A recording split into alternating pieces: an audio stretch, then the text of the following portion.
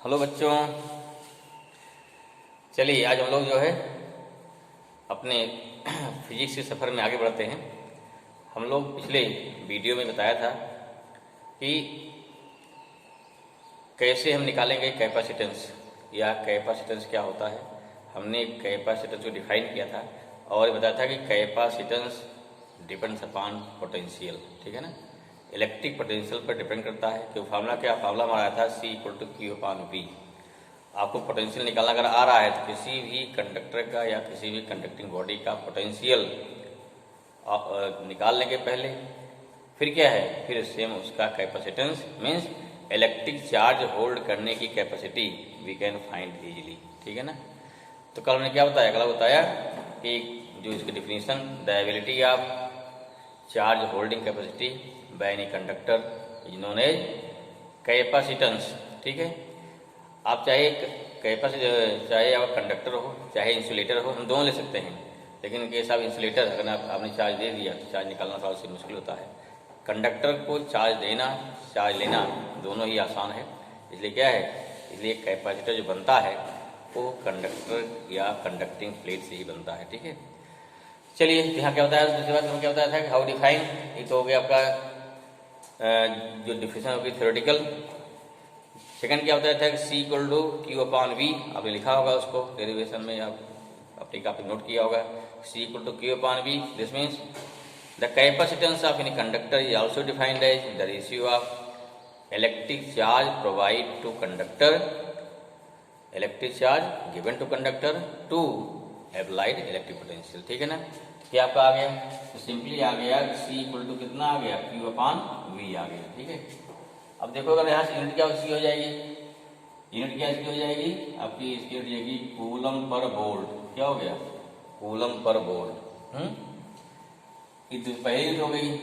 और दूसरी यूनिट क्या होती है, दूसरी बोलते हैं फैरेड, FARAD, ध्यान रखिए, लिखा है फराड, लेकिन पढ़ते क्या है फैरेड, है। फराड नहीं पढ़िएगा, कभी कभी एकदम शुद्ध करते प्रोनाउंसिएशन जो लिखा होता है नॉलेज, उसका शुद्ध प्रोनाउंसिएशन गड़बड़ रहता है ना। ह्यूज HUGE का शुद्ध प्रोनाउंसिएशन करोगे क्या गड़बड़ा जाएगा ना, तो उसका मीनिंग कुछ चेंज हो जाएगी, ठीक। तो इसे क्या है कि क्या बोलते हैं फैरेड। हाँ, सबसे बड़ी बात क्या है फैरेड में, फैरेड यह है very large unit of capacitance, जो जानने वाली बात है। फैरेड क्या है, वेरी लार्ज यूनिट। कैसे हम जानेंगे भाई फैरेड, ठीक है, बताते एग्जाम्पल लेंगे। देखो तो फैरेड क्या, farad is the very large unit of capacitance.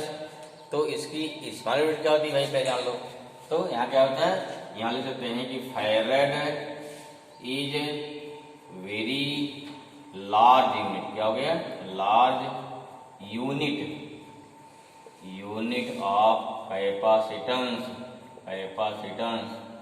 Therefore क्या लेंगे, देयरफॉर जो इसकी होती है स्मॉलर यूनिट क्या होती हैं, स्मॉलर यूनिट हो गई आपकी पिको फैरेड, माइक्रो फैरेड क्या होता है, या माइक्रो फैरेड हो गया, और बोलते हैं पिको फैरेड हो गया, नैनो फैरेड हो गया, ये सब होंगी। तो जनरली क्या होता है, जनरली होता है माइक्रो फैरेड और पिको फैरेड।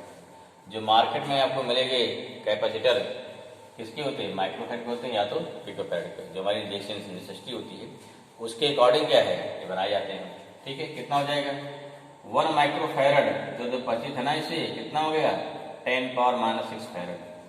1 पिको फैरेड कितना हो गया 10⁻12 फैरेड। क्लियर हुआ। अभी क्वेश्चन से आपके अंदर होगा, हमने लिख दिया ना farad is very large unit of capacitance. कैसे भाई जान गए, ठीक है। तो सिंपल जान लीजिए कि हमारी जो अर्थ है, अर्थ सोचिए कितनी बड़ी है, जिसका रेडियस 6.4 × 10 पावर कितना है 6 मीटर है, ठीक है। दूसरी बात क्या देखिए, अर्थ से चाहे जितने इलेक्ट्रॉन ले लीजिए, चाहे जितने दे लीजिए, इसकी कितनी कैपेसिटी है इलेक्ट्रॉन को कैच करने की, लेकिन जो इसका कैपेसिटेंस से निकाला गया कितना आया, जो इसका कैपेसिटेंस आता है माने पूरे अर्थ का, ठीक है, ना for small part of earth, यानी क्या हो गया होल अर्थ का जो कैपेसिटेंस होता है वो होता है 0.711 मिली फैरेड। जब सोचिए या कितना हो गया 711 क्या हो गया माइक्रो फैरेड है ना, आएगा मिली आ गया, मिली में कितना हो गया कितना हुआ 10⁻³ हो जाएगा फैरेड, या कितना हो गया। अगर इसको यहाँ ये 711 × 10 पावर 3 डिजिट ले जाए दाईं ओर ना, तो कितना 10⁻⁻6 हो जाएगा। और कितना हो गया, ये हो गया 711 माइक्रोफैरड। चलिए भाई अब जरा सोचिए कि हमारे अर्थ की जो कैपेसिटी है, हमारे अर्थ की जो चार्ज होल्ड करने की कैपेसिटी है वो 1 मिलीफैरड से भी कम है, अर्थात 0.711 मिलीफैरड है। अभी निकाल दिखा देंगे, आपको चेक करा देंगे, ठीक है ना। तो अगर अर्थ की कैपेसिटी 0.7 मिलीफैरड है तो certainly the unit of farad is very very large, ठीक है ना, इसलिए बहुत बड़ी यूनिट हो गई।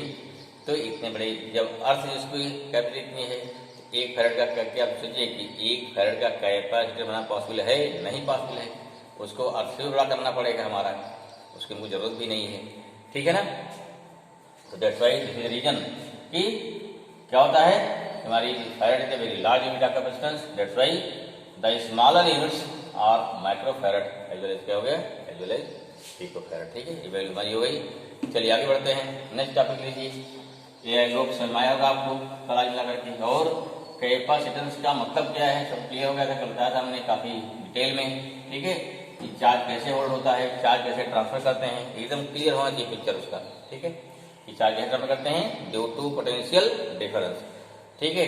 अब किसी भी कंडक्टर में क्या लगाएंगे, कंडक्टर लगाएंगे पोटेंशियल डिफरेंस, इससे क्या चार्ज ट्रांसफर होगा।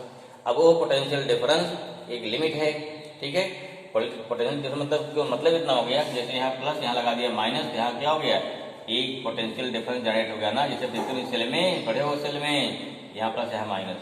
अब इसके बीच में कोई रखेंगे एटम, यहाँ देखिए प्लस क्या करेगा, प्लस इलेक्ट्रॉन को अट्रैक्ट करेगा, माइनस क्या है इसके प्रोटॉन को या न्यूक्लियस को अट्रैक्ट करेगा।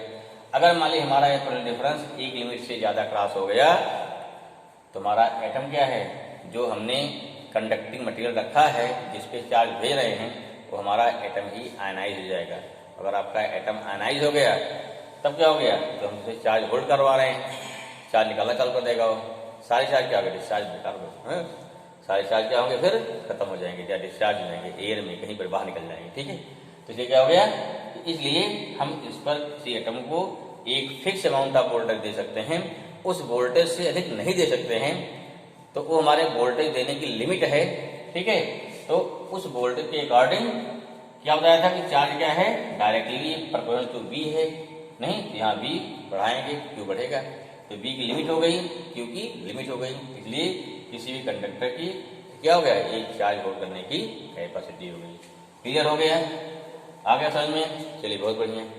फॉर्मूला क्या बन गया आपका, C इक्वल टू Q/B बन गया, या Q इक्वल टू क्या बना था, फॉर्मूला में था C बना था। कई बार ग्राफ पूछा गया इसमें कोई ग्राफ क्या बनेगा, देखो ले लो भाई, वेरियस ग्राफ ड्रा कर लो, ये सब पूछ लिया था बोर्ड में क्वेश्चन पूछेंगे भाई, ग्राफ कौन सा, पहला ग्राफ बनेगा Q और B बीच में, जब क्या हो गया ग्राफ क्या हो गया, ग्राफ होगा Q वर्सेस B व्हेन क्या हो जाएगा, व्हेन C इज कांस्टेंट। दूसरा क्या हो गया, सेकंड क्या बनेगा, Q वर्सेस C व्हेन क्या हो जाएगा, V इज कांस्टेंट। क्लियर हुआ। तीसरा क्या बनेगा, तीसरा बनेगा C versus B, C versus B when क्या हो गया, व्हेन Q इज कांस्टेंट, ठीक है। B C चेंज और Q नहीं चेंज कर रहे हैं, ऐसा होता है, या Q B चेंज कर रहे हैं, कांस्टेंट C कांस्टेंट रहे, या Q और C कांस्टेंट रहे, B वेरी करा दीजिए, ठीक है ना। तब क्या होगा, अगर आप देखिए सिंपल सा है, अगर Q इक्वल टू CV आ गया क्या बन गया, तो बहुत क्लियर है ना, Y इक्वल टू क्या होता है फार्मूला mx, याद आ रहा है। और ऐसे अगर आप क्या होता है कि यहाँ C 0 है तो आप कहाँ चलेगा, ओरिजिन चलेगा, ठीक है। ध्यान ये देना है, Y पे क्या रहेगा, लेफ्ट राइट और सॉरी लेफ्ट वाला, इसे बोलते हैं इंडिपेंडेंट वेरिएबल, इसे क्या बोलते हैं, डिपेंडेंट बोलते हैं ना, उल्टा हो गया। X क्या बोलते हैं, X बोलते हैं इंडिपेंडेंट, Y क्या बोलते हैं डिपेंडेंट। एकदम लॉजिक क्लियर होना चाहिए। What is meaning of dependent and independent, जैसा जैसा X होगा उसी के अकॉर्डिंग Y को होना पड़ेगा, ठीक, थोड़ा समझिए। देखिए Y इक्वल टू 4x मान ली करते तो वहां समझ नहीं आता, क्यों समझना था, क्यों, अगर आपने कर दिया Y इक्वल टू क्या कर दिया 4x कर दिया, तो यहाँ क्या होता है भाई, यहाँ x क्या करेंगे, x को 4 करेंगे तो Y 16 हो जाएगा। अब Y क्या किया हमने 20 कर दिया, x क्या 5 हो जाएगा, ऐसा हो जाता है। लेकिन रियलिटी में क्या होता है, जैसे मान लिया पढ़ाई कर रहे हैं, आपके पढ़ाई का जैसा जैसा इनपुट रहेगा आपका आउटपुट वैसा ही आएगा। ठीक है, ये नहीं पहले आउटपुट आ जाए फिर बाद इनपुट देते रहिए। ठीक है, इसलिए ग्राफ का था। अब इसमें क्या है, आपकी पढ़ाई क्या हो गई, आपकी पढ़ाई जो हो गई दैट इज इंडिपेंडेंट वेरिएबल हो गया।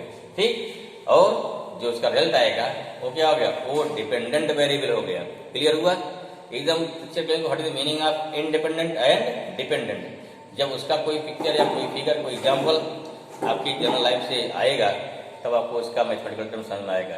ठीक है, कहीं कहीं एकदम मैथमेटिक्स क्या है नहीं फॉलो करते थे, रियलिटी पहुंचेगी तो क्या हो गया, वहां बात कुछ और होती है। जैसे दूसरा क्या है, v equal to I R, ध्यान दीजिए v equal to I R, पढ़े हो ना, याद आ रहा है आई आर। यहाँ क्या होता है, यहाँ आई जो है आर कॉन्स्टेंट है ना, तो ग्राफ कैसा होता है हमारा, यहाँ बनता I equal to 1/r into D बनता है ना। क्यों, क्योंकि यहाँ पे वोल्टेज पे करंट डिपेंड करती है, करंट पे वोल्टेज डिपेंड नहीं करता है। दैट्स व्हाई वोल्टेज क्या है इंडिपेंडेंट, करंट क्या है डिपेंडेंट, इसलिए v कहाँ रहता है x एक्सिस पे और I कहाँ रहेगा y एक्सिस पे। ठीक है, चलिए अच्छा यहाँ देखिए, आ जाइए, यहाँ Q इक्वल टू सी भी है, Q कहाँ डिपेंड कर रहा है वोल्टेज पे। हम वोल्टेज नहीं देंगे चार्ज नहीं जाएगा ना, तो क्या है this charge depends upon voltage. यहाँ सी कांस्टेंट पहला क्या है, जब ग्राफ बनाएंगे Q और V पे V कहाँ रहेगा, अरे भाई राइट हैंड साइड कहाँ आता है, ये रहेगा x पे, ये क्या रहेगा Q गया इस पे, y equal to mx, graph है सीधे जाएगा, स्लोप आ गया। यही स्लोप ही क्या ना बात, इसमें QV का जो स्लोप है वो क्या बताएगा, वो बताएगा कैपेसिटेंस ना। अब इसको मिला दो भैया, देखो परपेंडिकुलर हो गया, ये क्या हो गया बेस हो गया, Q upon V, Q upon V क्या सी नहीं है, हो गया, सीधी बात हो गई। सेकंड ग्राफ क्या देखो, सेकंड पहला ग्राफ हो गया, सेकंड ग्राफ देखो क्या हो गया, सेकंड क्या हो गया Q और C में V कांस्टेंट अभी बात, यहाँ क्या था, यहाँ C कांस्टेंट था, C हमारा क्या है कांस्टेंट हो गया। अब की क्या देखिए, इसमें ग्राफ लिख रहे हैं C और V में, नहीं इसमें Q और C में, तब से बाहर क्या राइट हैंड में, राइट हैंड C है, जो आपका राइट हैंड है उसका उसे कर लिया जाएगा x एक्सिस पे, दैट इज इंडिपेंडेंट। Q कहाँ गया, ठीक है, ग्राफ कैसे बनेगा, फिर कह जाएगा जैसे जैसे C बढ़ेगा, भाई कई कैपिटल ले लो, कई कैपेसिटर ले लिया, सबके कैपेसिटर अलग अलग हैं, ठीक है, सबको इक्वल वोल्टेज दिया, वहाँ क्या हो गया, जिसकी ज्यादा कैपेसिटी होगी वो ज्यादा चार्ज होल्ड कर लेगा उसी वोल्टेज पे। ठीक है, यहाँ क्या हो गया, तो उस कंडीशन क्या हो गया Q अपॉन C ना, Q अपॉन C, तो यहाँ क्या कितना हो जाएगा, तो यहाँ पर हमारा क्या हो गया, यहाँ पर स्लोप, स्लोप क्या बता देगा, ये स्लोप क्या बताएगा, इसका वोल्टेज बताएगा ना, क्योंकि इधर क्या हो गया Q हो गया, यहाँ C हो गया, अर्थात यहाँ V क्या हो गया कांस्टेंट हो गया। तीसरा देखिए, थर्ड ग्राफ सेकंड हो गया, थर्ड समझ में आ रहा है, third C into V, Q है क्या आएगा, याद करिए क्या आएगा, अरे भाई क्या आएगा x into y equal to constant, क्या बताए थे रेक्टेंगुलर हाइपरबोला।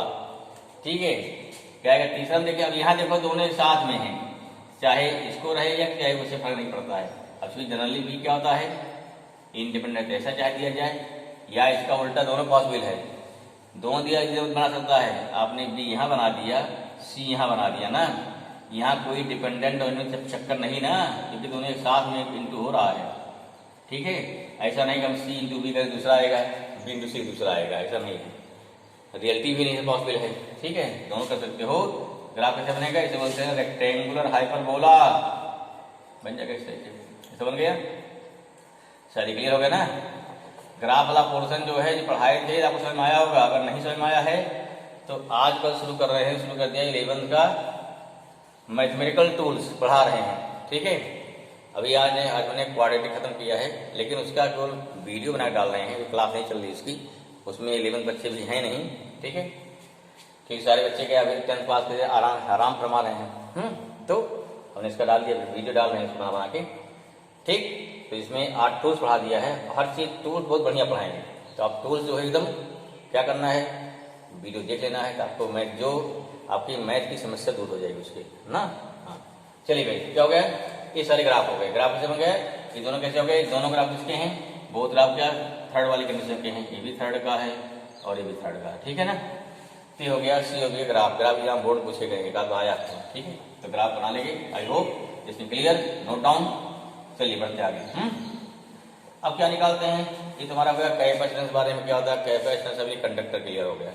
नेक्स्ट कहते हैं, नेक्स्ट है कैपेसिटेंस ऑफ, डालिए heading capacitance of spherical conductor. Spherical conductor लिया है पहले, या तो स्फेरिकल हो या प्लेन हो, तो होगा चीजें क्या या तो गोल है या तो सीधी है, तीसरी कुछ नहीं है। कोई कर्व है, कर्व का कुछ कंपोनेंट कहाँ जाएगा, प्लेन में, कुछ कहाँ जाएगा, घूमने में जाएगा, जो भी ड्रीम आ गई ना। चलिए क्या हो गया, समझिए इसको। मतलब कोई क्या है, कोई आपका स्फेरिकल कंडक्टर हो गया, समझ में आ गया। इसका रेडियस कितना होने वाले आर हो गया, फटाफट लिखिए। इस पे चार्ज कितना मान लिया हमने, इस पे चार्ज क्यों दे दिया, कंडक्टर है, चार्ज कहाँ रहेगा, अरे भाई कंडक्टर है जिसका चार्ज कहाँ रहेगा, हमेशा था सरफेस पे, अंदर नहीं रहेगा, जानते हो बहुत बढ़िया से।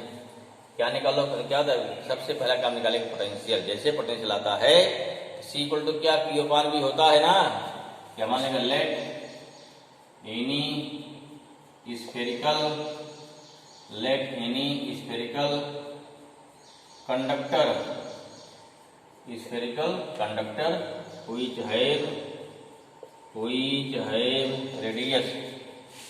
which have radius r, ठीक है, एंड चार्ज कितना हो गया, चार्ज Q, देयरफॉर इलेक्ट्रिक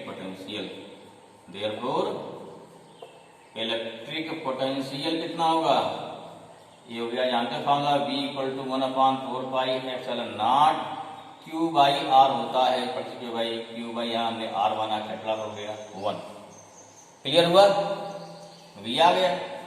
अगर किसी रखा मीडियम में, कहाँ क्या किया, इसको कहाँ डाल दिया वाटर में डाल दिया, किस डाल दिया आयल में या किसी मीडियम में, तो उसका क्या दिया होगा, उसका दिया जाएगा डायरेक्ट कांस्टेंट, तो वहां नीचे की ओर आ जाएगा, ध्यान रखिए इसको, ठीक है। देर तो क्या, देर हो जाएगा कैपेसिटेंस क्या होता है भाई, C इक्वल टू होता है Q upon V, putting value of V, therefore C equal to आएगा Q upon 1/4 pi epsilon not Q by R, यहाँ से Q कैंसिल हो जाएगा, C कितना आया 4 पाई एप्सिलॉन नॉट इंटू R आ गया। इसमें शॉर्ट क्या मिल रहा है, यहाँ से यहाँ देखो मिल रहा है कि C हो गया डायरेक्टली, C क्या हो गया, C हो गया directly proportional to radius of spherical capacitor. Clear, C क्या है, अर्थात रेडियस जितना बड़ा होगा उस चीज का, उस कंडक्टर का कैपेसिटेंस उतने ज्यादा होगा, और से उसकी किसी कंडक्टर की साइज जितनी बड़ी होगी, जितना ज्यादा लार्ज होगा, उसका कैपेसिटेंस उतना ही ज्यादा होगा। सिंपल तो लॉजिक है भाई, तो समझ ही जाना है, छोटा सा कम आएगा चीजें, ज्यादा बड़ा करते चीजें कभी ज्यादा आएगी। क्लियर हो गया, सवाल ले लेंगे इस पे, चलो नोटा ले लेते हैं, ठीक, क्वेश्चन लिखिए भाई, तो लिख लेते हैं, अर्थ वाला ही तो आपको समझ आ जाए।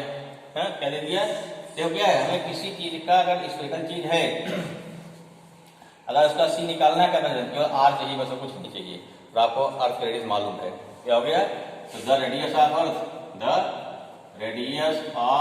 कितना हो गया, ऑफ अर्थ इज कितना भाई 6.4 इंटू 10⁻6 मीटर होता है, you know well this thing, no problem, ठीक है। रेडियस कितना हो गया 6.4 10⁻6, find its capacitance, find its क्या निकालना भाई, कैपेसिटेंस निकालना है। कैसे निकालेंगे, बहुत सिंपल है, निकाल दीजिए, कोई दिक्कत नहीं है। पहला काम है गिवन, पहला काम गिवन है, अपने जो संस्कार नहीं छोड़ने हैं, ठीक है, ठीक। एग्जाम में लिखना है, एग्जाम में लिखने का तरीका सही होना चाहिए। हाँ, कंपटीशन में जितना शॉर्ट मार पाइए, 60 से ज्यादा शॉर्ट मारिए, लेकिन आंसर आवे, नहीं शॉर्ट मारते मारते क्या आंसर गुम हो जाए इसमें, ठीक है। चलिए यहाँ क्या हो गया, गिवन, केवल कंपटीशन शॉर्ट मारना भाई, ठीक। हाँ, गिवन क्या हो गया, आपको दिया रेडियस, क्या दिया है, रेडियस दिया है, रेडियस दिया भाई, रेडियस ऑफ अर्थ गिवन है, कितना R है 6.4 इंटू 10⁻6 मीटर। क्या निकालना है हमको, देयरफॉर निकालना है कैपेसिटेंस, निकालना है C इक्वल टू क्या फॉर्मूला होता है, is 4 pi epsilon not into क्या हो गया, ठीक है, R हो गया। इसकी वैल्यू कितनी होती है, देखिए अगर मान लीजिए कितना, इसकी वैल्यू कितनी पढ़े हो ना, 1/4 पाई एप्सिलॉन नॉट, इसकी वैल्यू पढ़े हैं कितना, 9 10⁻9 होता ना, 9 10⁻9 इसकी वैल्यू होती है। इस पूरी यूनिट क्या होती है, न्यूटन मीटर स्क्वायर अपान क्या होता है, ये पढ़ चुके हो, कूलम स्क्वायर। हमें क्या इसका उल्टा क्या चाहिए, इसका उलट दीजिए भाई, ये अपान होना ना, क्या अपान होना ना, इसको पलट दीजिए, इसकी वैल्यू कितनी हो जाएगी, इसकी वैल्यू हो जाएगी 1/9 10⁻9। ये ध्यान रखिए, यही बच्चे कहीं गलती कर देते हैं। 6.4 10 कितना हो गया, 6 आ गया, ये हो गया 6.4/9 आएगा ना, 9 आ गया इंटू 10⁻6 - 9 कितना भाई, 963 होता ना, एक आएगा 1 1 आता जाएगा इस तरह से, 10⁻³ फैराड आया। -3 माने क्या हो गया, -3 में क्या हो भाई, अरे भाई -3 क्या हो गया, इसे बोलते हैं 0.711 मिली फैराड, है ना, ठीक है, प्रूफ हो गया, क्लियर हुआ। एकदम स्पष्ट है कि अर्थ की क्या हो गया, यहाँ अर्थ की जो होती है क्या, अर्थ की जो कैपेसिटी है कितनी होती है, अर्थ का कैपेसिटी कितना होता है, ये होता है मात्र 0.711 मिली फैराड, वेरी स्मॉल क्वांटिटी, ठीक है। क्योंकि जब अर्थ की कैपेसिटी इतना हो गया तो छोटा कंडक्टर की क्या विरासत है, उसकी कैपेसिटी ऑटोमेटिक बहुत ही छोटी होगी। Okay, clear. चलिए नेक्स्ट देखते हैं, नेक्स्ट वीडियो में